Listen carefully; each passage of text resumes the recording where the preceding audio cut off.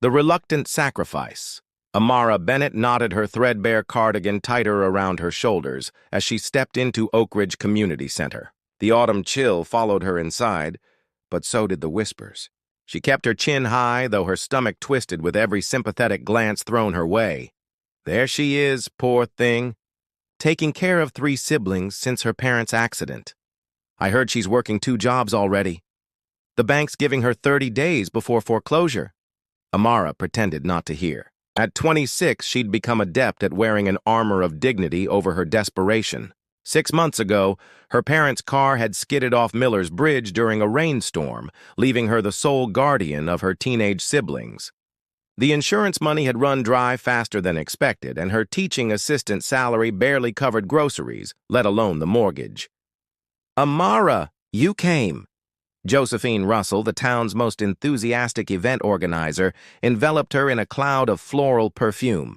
"I can't tell you how much it means that you're participating." "I still don't understand exactly what I'm being auctioned for," Amara said quietly.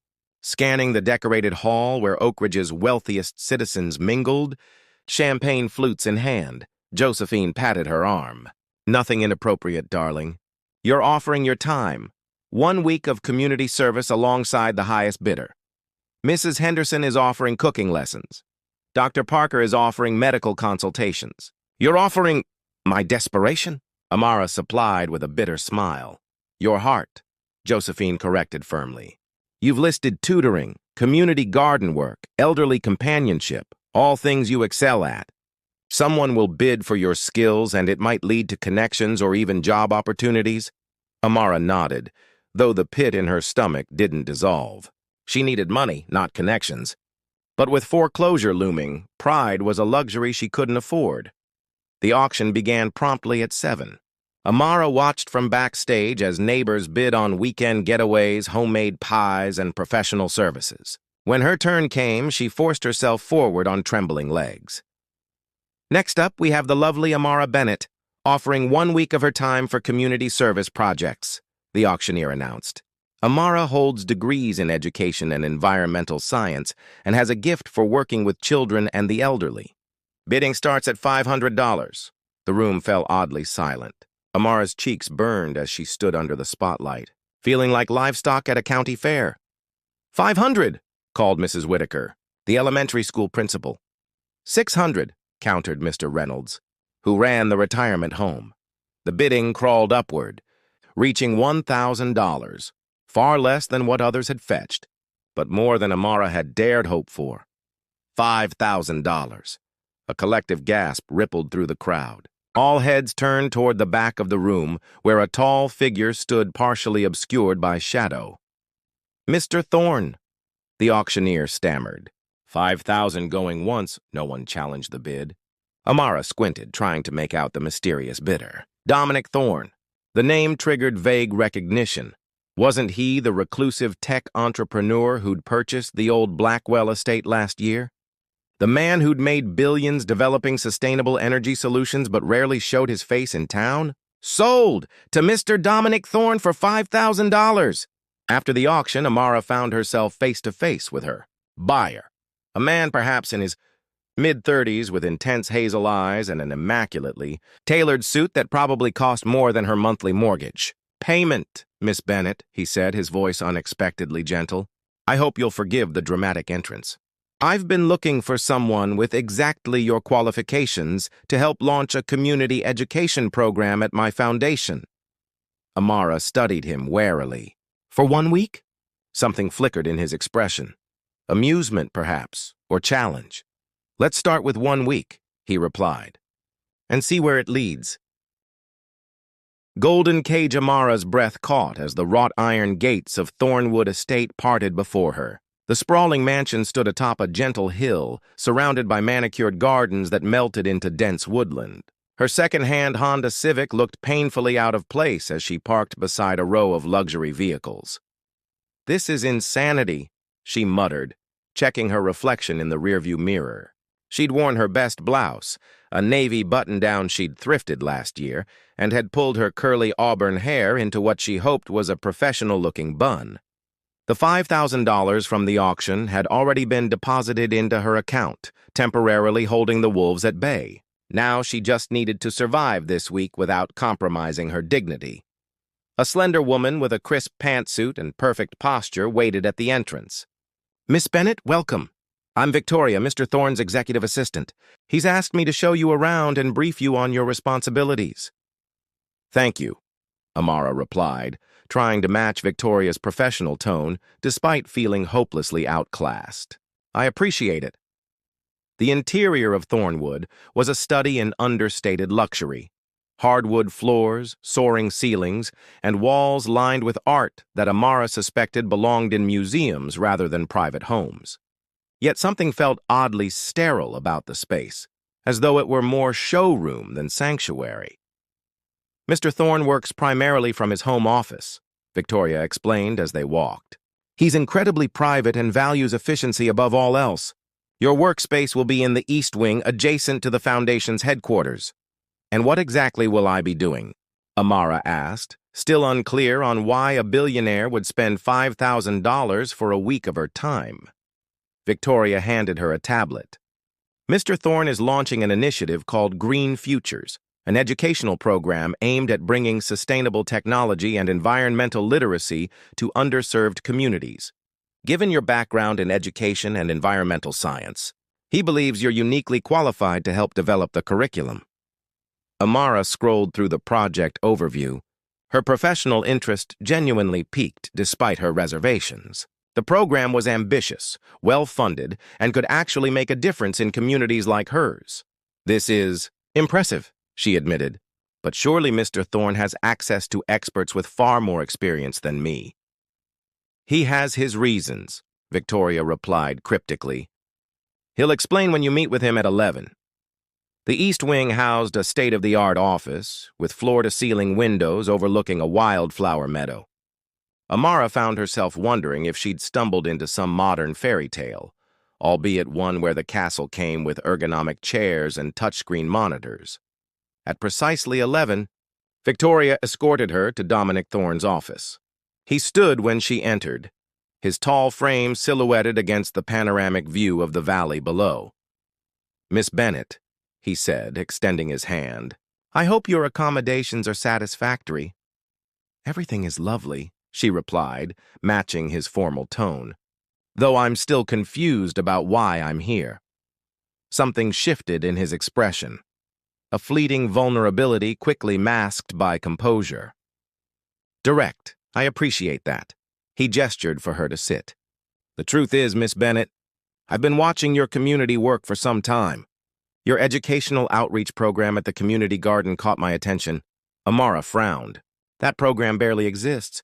We operate on donations and volunteer hours." "Exactly," Dominic said, leaning forward. "You've created something meaningful with virtually no resources. Imagine what you could accomplish with proper funding and support." "So this is what, then? A job interview disguised as charity?" His lips curved into the ghost of a smile.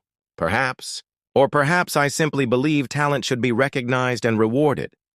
He slid a folder across the desk. "This is a contract for a permanent position as Green Futures Program Director. The salary and benefits package are outlined on page 3. Amara's eyes widened as she scanned the figures. The annual salary was more than triple what she currently earned.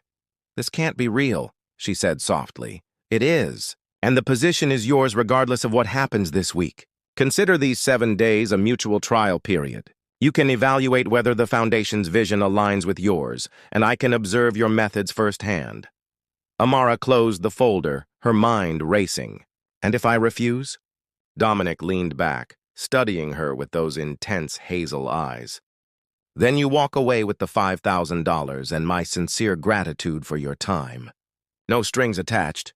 Something in his earnestness made her hesitate. She'd come prepared to find ulterior motives, to defend against unwanted advances or exploitation.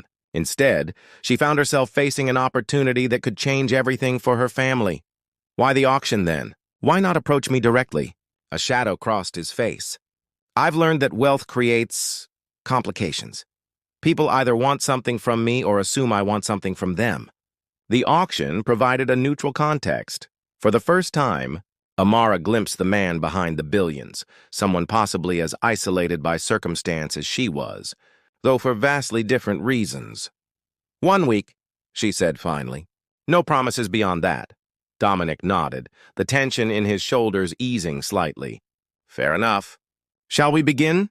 As the day progressed, Amara found herself unexpectedly engrossed in the work. Dominic's vision for green futures was genuinely revolutionary, and his knowledge of sustainable technologies was impressive. By evening, her initial wariness had transformed into cautious professional respect. Returning to her assigned guest suite that night, Amara called her siblings to check in. As she described Thornwood and her strange new circumstances, she realized that despite the luxury surrounding her, this gilded cage felt oddly like an opportunity rather than a trap. What she couldn't quite articulate, even to herself, was the unsettling awareness that Dominic Thorne wasn't at all what she'd expected. And that revelation was perhaps the most dangerous development of all. Blooming Bridges. 3 days into her stay at Thornwood, Amara found herself walking the sprawling grounds at dawn. Sleep had become elusive, her mind constantly churning with ideas for the Green Futures Initiative and thoughts of her siblings at home. The morning air carried the scent of pine and wet earth as she followed a winding path toward the property's eastern boundary. To her surprise, she wasn't alone. Dominic stood by a small greenhouse, dressed in worn jeans and a simple Henley, a stark contrast to his usual impeccable suits. He was carefully transplanting seedlings, his movements precise and practiced. "You garden?" Amara asked, unable to hide her surprise. He looked up, momentarily startled before his expression softened. "Good morning, Miss Bennett." "Yes, though I rarely find the time these days." He gestured to the neat rows of vegetables and herbs. "This greenhouse was my first project when I purchased Thornwood. Everything grown here goes to the local food pantry." Amara knelt to examine the tender shoots of kale and spinach. "These are heritage varieties," she noted. "Not easy to cultivate." "My grandmother was an avid gardener," he replied, a warmth entering his voice that Amara hadn't heard before. "She believed in preserving biodiversity long before it became fashionable. She taught me that wealth meant nothing if not used to protect what truly matters." Something shifted between them in that moment, a bridge forming, over shared values that transcended their different worlds. "Your grandmother sounds like a remarkable woman," Amara said softly. She was. Dominic's hands stilled. "She raised me after my parents died. Cancer took her 5 years ago." "I'm sorry," Amara replied, the words inadequate but sincere. "Loss reshapes everything, doesn't it?" Their eyes met in silent understanding. Neither needed to elaborate on what both intimately knew, that grief carves hollows that never quite refill. "Would you like to help?" he asked, offering her a pair of gardening gloves. "I find it centering." That morning marked a turning point. As they worked side by side, conversation flowed more naturally. Dominic shared stories of his grandmother's influence on his environmental ethics, while Amara spoke of her parents' dedication to community service despite their limited means. "That's why your auction bid bothered me," she admitted, as they finished transplanting the last seedlings. "My parents believed in earning everything through hard work. Accepting charity feels like betraying their memory somehow." Dominic considered this, wiping soil from his hands.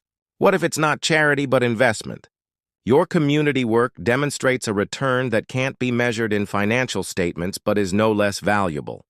"That's a convenient reframing," Amara said with a skeptical smile. "Perhaps," he acknowledged. "But isn't that what your educational programs do? Invest in potential that conventional metrics might overlook?" She couldn't argue with that logic, though something still felt unbalanced about their dynamic. This man could solve her financial problems with what amounted to pocket change for him, while she juggled multiple jobs just to keep her family afloat. Later that day, Dominic invited her to join a virtual meeting with community leaders from Riverdale, a neighboring town with economic challenges similar to Oak Ridge. As Amara presented the Green Futures concept, her passion and expertise shone through, earning enthusiastic support from the participants. "You're a natural," Dominic remarked after the call ended. They connected with you in a way they never would have with me. Because I've lived their reality, Amara replied. I understand their hesitation to trust outsiders bearing solutions, no matter how well-intentioned. Dominic nodded slowly. That's precisely why Green Futures needs you, Amara. Not just your professional skills, but your perspective, your lived experience. It was the first time he'd used her first name, and something in the way he said it made her heartbeat quicken. She pushed the feeling aside, reminding herself of the vast gulf between their circumstances. That evening, Amara received a distressed call from her 16-year-old brother, Owen. Her youngest sister, Penny, had developed a high fever, and the medication wasn't helping. I need to go home, she told Victoria, already gathering her things. Family emergency? Before she could reach her car, Dominic appeared, concern evident in his expression. Victoria told me about your sister. I've arranged for Dr. Westfield, the best pediatrician in the county, to meet you at your house, and I'm coming with you. That's not necessary, Amara protested. It is to me, he said simply. Please let me help. The sincerity in his eyes dismantled her objections. 20 minutes later, they arrived at Amara's modest home, where Dr. Westfield diagnosed Penny with a severe ear infection that required immediate treatment. As Dominic witnessed Amara's world, the faded furniture, the carefully budgeted groceries, the wall of family photos, something fundamental changed between them. He saw her not just as a talented professional, but as the cornerstone of a family fighting to stay together against overwhelming odds. And Amara, watching him sit patiently beside Penny's bed, reading stories until she fell asleep, glimpsed the man beneath the billionaire facade, someone whose wealth hadn't erased his capacity for genuine compassion. When they returned to Thornwood late that night, neither acknowledged the invisible barrier that had dissolved between them. But both recognized that whatever was blooming in its place was far more perilous and precious than either had anticipated. Whispers and wolves, by the 6th day of Amara's stay at Thornwood, rumors had begun to swirl through Oak Ridge. What had started as curious speculation about Dominic Thorne's auction bid had transformed into salacious gossip about the nature of their relationship. The whispers reached Amara through concerned texts from friends and thinly veiled questions from her siblings. People are talking, her brother Owen said during their daily phone call. Mrs. Simmons at the grocery store asked if you were working for Mr. Thorne now, and she did this weird thing with her eyebrows. Amara sighed, pinching the bridge of her nose. Ignore them, Owen. I'm developing an educational program, that's all. Then why did Penny's teacher ask if we were moving to the big house on the hill? The question landed like a stone in Amara's stomach. She'd been so focused on the work, which had rapidly become the most fulfilling of her career, that she'd failed to consider how her association with Dominic might affect her family. Her worries multiplied that afternoon when Victoria entered her office, with an unusual expression of concern. Miss Bennett, you should see this. She handed Amara a tablet displaying the local news website. The headline made her blood run cold. Local teacher caught in billionaire's web, charity or exploitation. The article, written by Roland Pierce, a businessman who'd tried to acquire Dominic's land for commercial development, insinuated that Amara had been purchased for unsavory purposes disguised as charitable work. It quoted anonymous sources, claiming she'd abandoned her responsibilities to her siblings for a chance at wealth and status. This is absurd, Amara said, her voice shaking with anger. It's complete fiction. Mr. Thorne is already addressing it, Victoria assured her. But I thought you should be prepared. Mr. Pierce has significant influence in the region's business community. When Dominic found her an hour later, Amara was furiously typing an email to the publication demanding a retraction. Don't, he said quietly. It will only fuel the fire. She whirled to face him. So I'm supposed to let them slander me? Let my siblings read these lies? No. His expression was grimmer than she'd ever seen it. We fight back, but strategically. Pierce isn't attacking you. He's attacking me through you. He's been trying to force me to sell the East acreage for his resort development. When I refused, he threatened to make things difficult. Amara felt sick. So I'm collateral damage in your business dispute? I never intended, Dominic began, then stopped himself. You're right. I should have anticipated this. Pierce plays dirty, and I didn't adequately protect you. Something in his candid admission deflated her anger. What do we do now? We show them the truth, he said simply. The Green Futures launch event is tomorrow. Instead of the private affair we planned, we make it public. Invite the community, the press, your family. Let them see exactly what we've been building together. The determination in his voice steadied her, but anxiety still churned beneath the surface. And if that doesn't work? If people believe the worst regardless of evidence? Dominic moved closer, his gaze holding hers with unexpected intensity. Then we face it together. I won't let your reputation suffer for my battles, Amara. The way he said her name, like a promise and a plea combined, sent warmth spreading through her chest. For a perilous moment, she thought he might reach for her, and more dangerously, she wanted him to. Instead, he stepped back, professional composure returning. I've scheduled a press conference for this evening. In the meantime, bring your siblings here where they're shielded from the gossip. There's more than enough room. The launch event preparations consumed the rest of the day, leaving Amara little time to dwell on the growing complexity of her feelings for Dominic. By evening, her siblings had arrived at Thornwood, wide-eyed at the luxury, but clearly worried about their sister.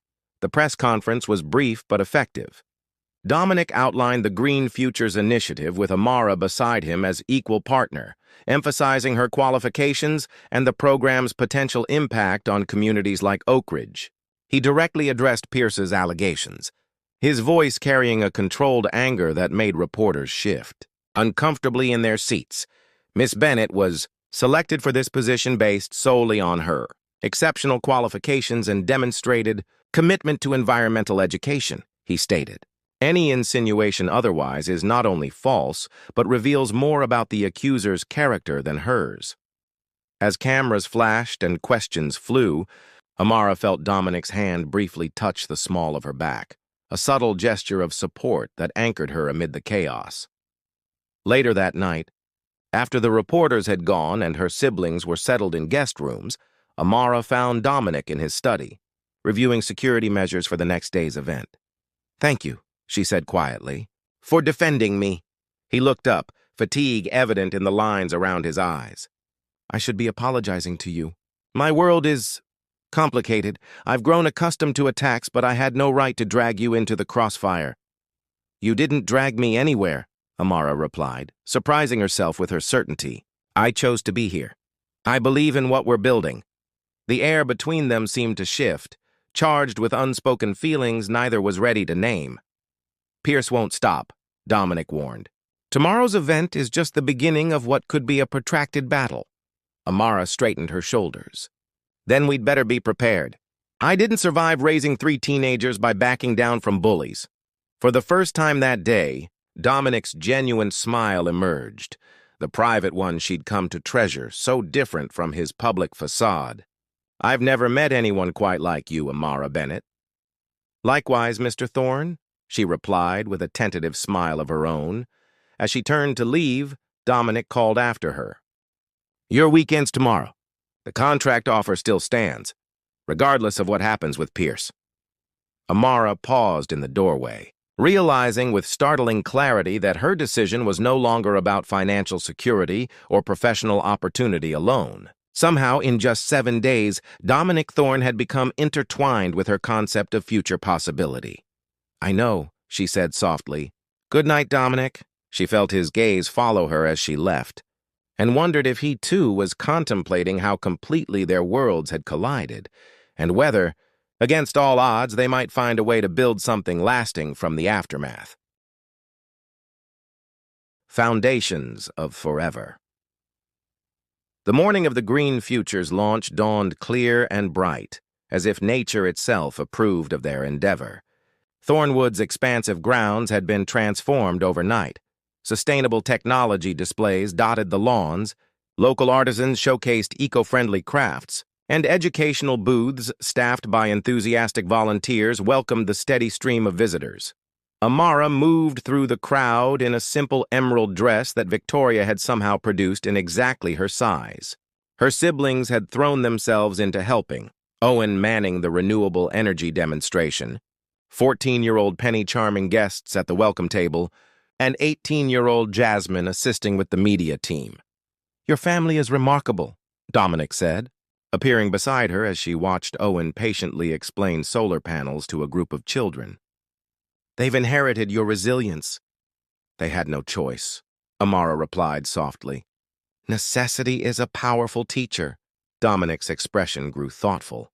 "Perhaps that's what I lacked growing up, necessity. Privilege insulates in ways that aren't always beneficial." Before Amara could respond, Victoria approached with barely concealed alarm. "Mr. Thorne, Mr. Pierce has arrived with the county commissioner and several investors. They're requesting a private meeting." Dominic's jaw tightened. "Tell them I'll meet them in 10 minutes. In the public forum tent, not my office." After Victoria departed, he turned to Amara. "I'm sorry, this was inevitable." "Do you want me to come with you?" she offered. He shook his head. "Not this time. Pierce will try to provoke me, and I'd rather you didn't witness that. Besides," he added with a ghost of a smile, "the program director should be present for the keynote speech preparations." As Dominic walked away, Amara felt a strange hollowness in her chest.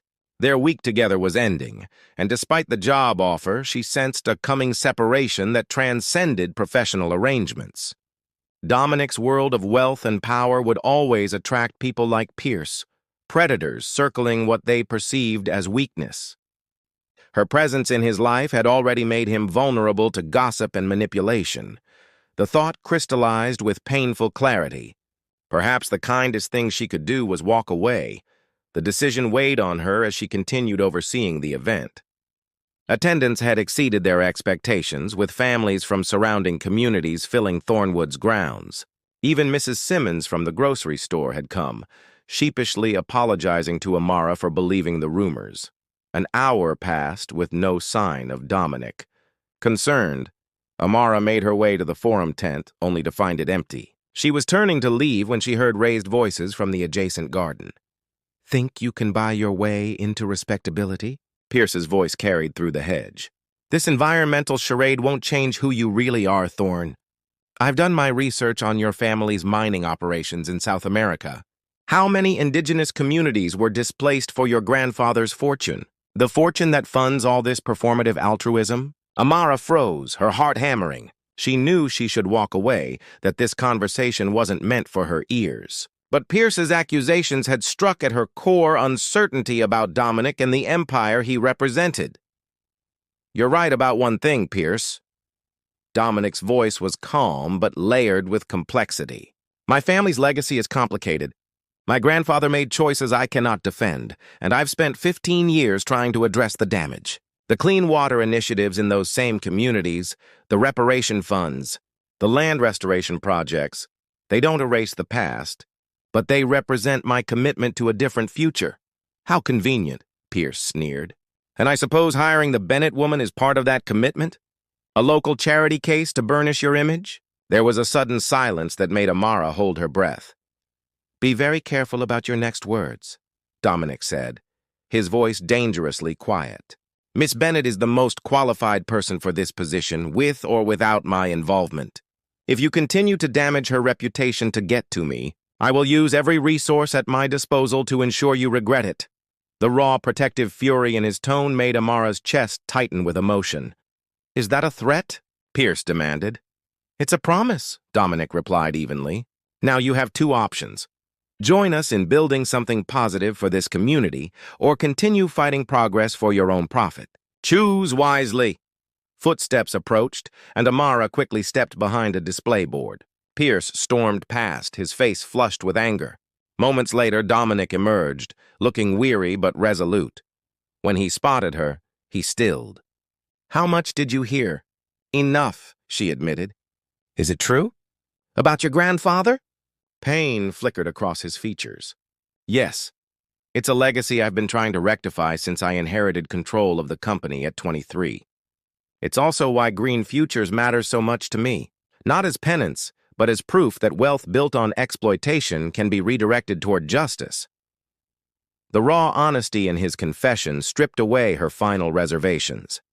This man who could have hidden behind lawyers and PR teams had instead chosen to acknowledge his family's failings and work toward redemption. "Why didn't you tell me before?" she asked. "I wanted you to see the work on its own merits," he replied. "And selfishly, perhaps, I wanted you to see me, just me, before you knew the worst of my inheritance." They stood in silence, the sounds of the successful event washing around them. A future stretched before Amara, one where she could accept Dominic's job offer, advance her career, and provide security for her siblings. It was the rational choice, the practical path. Yet her heart knew this crossroads offered a more profound question. Could two people from such different worlds build something authentic together? Not despite their differences, but because of what those differences had taught them? "The keynote speech is in 20 minutes, she said finally. "We should prepare." Dominic nodded, professional composure returning, though his eyes still held questions. The main stage had been set up near the greenhouse where they'd first connected. As they approached, Amara saw her siblings in the front row, alongside Victoria and several community leaders. The sight strengthened her resolve. When they took the stage together, the applause was genuine. Dominic spoke first, outlining Green Future's mission with passion and precision. Then he introduced Amara, stepping aside to give her the spotlight. "1 week ago," she began, "I came to Thornwood as part of a charity auction, expecting to provide simple community service. Instead, I found a vision worth fighting for." Her gaze swept across the audience before briefly meeting Dominic's. "We often think wealth and privilege create insurmountable barriers between communities. But Green Futures demonstrates that when we combine resources with lived experience, innovation with practical wisdom, we build bridges instead of walls." As she continued detailing the program's initiatives, Amara felt something settle within her, a certainty that transcended the week's tumult of emotions and events. By the time she concluded to enthusiastic applause, her decision was made.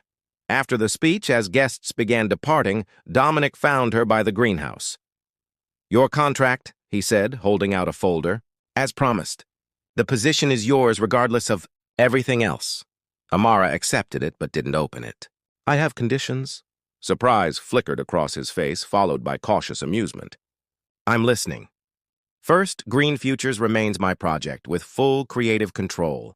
Second, we establish scholarships for students from families like mine. And third," she took a steadying breath, "you agree to have dinner with me tomorrow night, not as my employer, not as a billionaire, but as Dominic, the man who gardens at dawn and reads stories to sick children."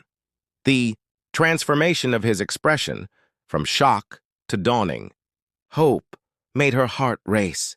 "Those are acceptable terms," he said softly, "though I feel I should warn you that I'm likely to request extensions on the third condition." "I expected nothing less from a shrewd businessman," Amara replied, her smile matching his. As the sun began to set over Thornwood, casting long shadows across the grounds where their unlikely connection had blossomed, Amara recognized that some auctions yielded treasures money couldn't buy, and some purchases, paradoxically, led to the most precious kind of freedom. For in finding each other, both had discovered something beyond price: the courage to build foundations strong enough to bridge their different worlds and sustain whatever future they might create together.